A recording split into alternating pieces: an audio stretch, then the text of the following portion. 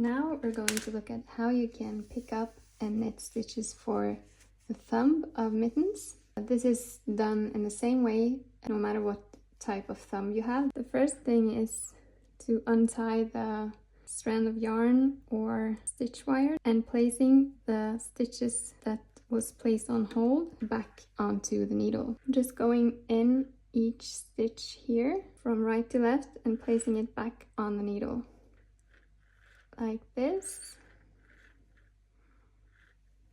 So I'm just following the strand of yarn that the stitches are placed on. Now I've picked up all the stitches, so I'm going to remove the yarn tail here. And then the next step is to pick up the remaining stitches around here and start knitting. So after the stitches is placed on the needle, you just take the working yarn and you're going to pick up one stitch in the purl stitch up here if you're knitting in ribbing, but it's the same stitch even though it's mitten and stockinette stitch. It's just not a purl stitch, it's still a knit stitch.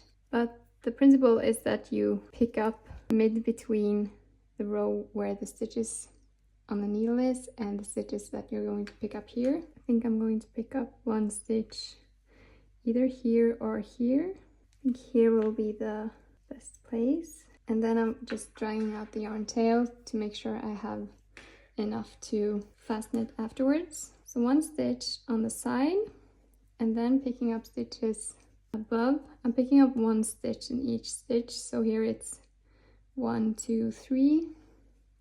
This depends on the size and type of thumb you have and so on. So one here, one here. Also just trying to find the best place to pick up without leaving large holes, which I think was there, and into this stitch as well.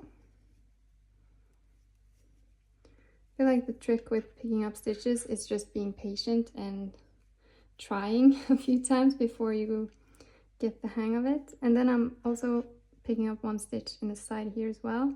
I think if I picked up here, it will leave a hole. So I'm trying to stitch below here to see if that's better. And it looks like it. So now I have the stitches placed on hold here and the stitches I just picked up here. I'm just knitting with magic loop. So I'm just moving where the loop is to not be where I started picking up stitches to just make it easier to knit without pulling out the yarn tail. Now we have the set number of stitches that is written in the pattern, and you can begin knitting the thumb in the structure that is marked in the pattern. And on the first round it can be quite difficult to not pull the stitch where you started to pick up, but you can just be careful and pull the yarn tail again. Here you can see that it gets pulled. I'm just knitting past it, and on the second round I'm just trying to pull the yarn tail from the inside to tighten it again. And then you can just continue knitting the thumb as stated in the pattern until you need to decrease, and then the mitten is done.